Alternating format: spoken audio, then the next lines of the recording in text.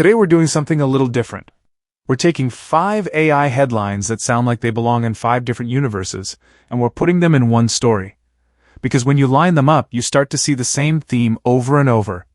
AI is either doing everything, doing nothing, or doing something weird in the middle. And somehow there's also a dog in the middle of it. There is absolutely a dog in the middle of it. But let's start with the headline that feels like the opening scene of a workplace thriller. Dark Matter's CEO, right? The one who basically said AI does almost all of our mortgage work now, and then, casually, mentioned that a chunk of the humans got laid off. Yeah, the number that jumped out was the brag. AI handles about 94% of the work, which sounds like a victory lap, until you remember that the remaining percentage represents people. And for about 5% of staff, that announcement wasn't a fun statistic, it was a pink slip. It's the kind of corporate flex that makes you ask, are we celebrating efficiency, or are we just getting comfortable saying out loud that entire teams can disappear? And it also creates this new emotional math in offices. If your company claims AI can handle 94% of what used to be your job, what exactly are you supposed to do with that information on a Tuesday morning? You update your resume, that's what you do. But here's what's interesting. If AI is already redecorating the office, like that headline basically implied, then why do we keep hearing another story at the same time?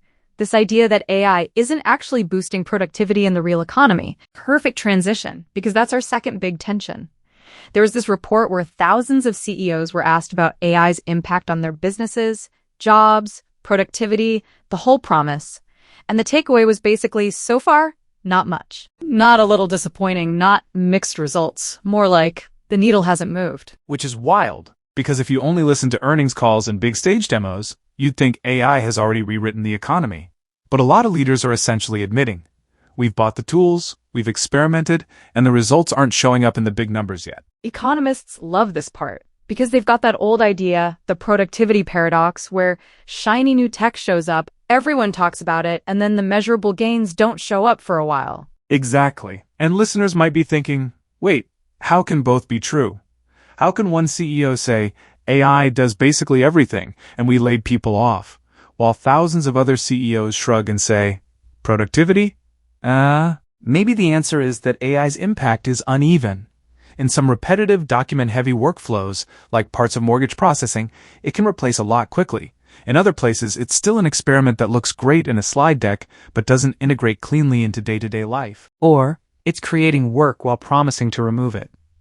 People spend hours verifying outputs, managing risk, writing prompts, checking compliance.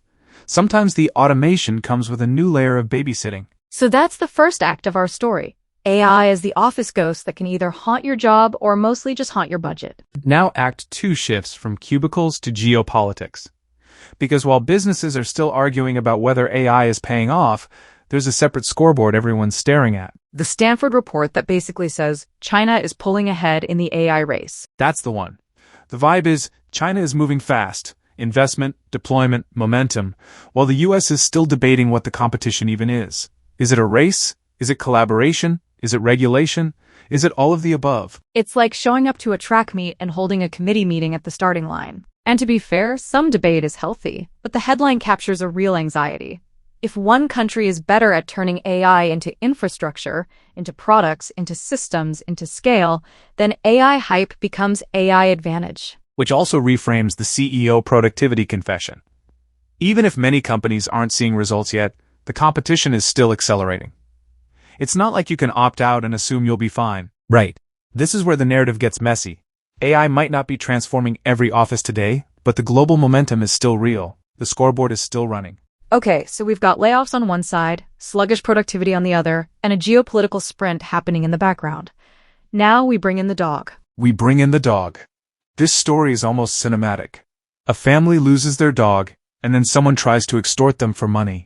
The alleged scammer sends photos as proof, but the images are AI generated, which is such a dark twist on a technology that's often marketed as playful, like, look, it can draw your cat as an astronaut. Meanwhile, in the real world, someone's using it to fabricate evidence in a ransom attempt. And what I find chilling is how low the barrier is. You no longer need a real photo. You don't need to have seen the dog. You just need to generate something that looks believable enough to create panic. But in this case, it didn't work. The family got their dog back and the scam fell apart. Which is a relief, but also a warning. AI doesn't have to be perfect to be dangerous, it just has to be convincing for long enough. And it shows this strange dual reality again. In boardrooms, some leaders say AI isn't moving productivity, but on the street, AI is already changing the texture of trust. What you believe, what you doubt, what counts as proof. So AI is simultaneously an overhyped business tool and an underappreciated social weapon. That's a strong way to put it. But yes, and now Act 3. The machines need somewhere to live. Data centers, the physical side of all this magic. And apparently the newest idea is, why keep building them on land when the ocean is sitting right there? The pitch is basically power and cooling. Data centers consume a ton of electricity, and they generate a ton of heat.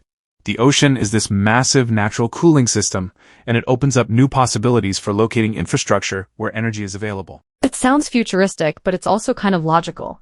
If AI is going to keep scaling, more models, more training, more computation, then we're going to chase energy wherever it is. And that's the part people miss when they treat AI like it's only software. AI is racks, wires, chips, land, water, power grids, permits, and now maybe floating or offshore facilities. The hype has weight. Literally. And this loops back to the China versus US thread too. Because whoever builds the infrastructure fastest, data centers, power access, supply chains, gets to run more of the world's computation. So let's tie the 5 headlines into one picture. We've got a company saying AI can do almost everything, and people lost jobs. We've got CEOs in aggregate saying AI hasn't boosted productivity meaningfully yet. We've got a report suggesting China is outpacing the US in AI progress. We've got an AI-enabled scam using fake dog photos to pressure a family. And we've got data centers eyeing the ocean because the demand for compute is colliding with the limits of land and power. When you say it like that, it sounds less like a tech trend and more like a society getting stretched in 5 directions at once. Yes. And if you're listening and wondering what you're supposed to take away from all this, here's one grounded takeaway. The AI era isn't arriving as one clean story, it's arriving as contradictions. Some people feel it as layoffs, some feel it as why isn't this working yet? Some feel it as international competition. Some feel it as scams and distrust, and some feel it as rising electric bills and giant buildings full of servers. And that's why it's worth zooming out. Not to get swept up in hype and not to dismiss it either, but to notice where AI is actually landing and who's absorbing the costs when it does. Also, maybe a smaller takeaway. If someone messages you with proof and asks for money, especially when emotions are high, slow down. Verify. Because the era of pics or it didn't happen just got complicated. And maybe the biggest question to leave people with is this. If we can't even agree on whether AI is boosting productivity, how are we going to manage what it's doing to jobs, trust, and infrastructure at the same time? That's the episode, honestly. AI isn't one thing, it's a bunch of realities colliding. And depending on where you're standing, it looks like a miracle, a disappointment, a threat, or a floating building in the ocean. We'll be back with more stories where the future shows up, messy, contradictory, and very human. Until then, take care of each other. And if you've got a dog, give them an extra hug. So I wouldn't come home low, just wait.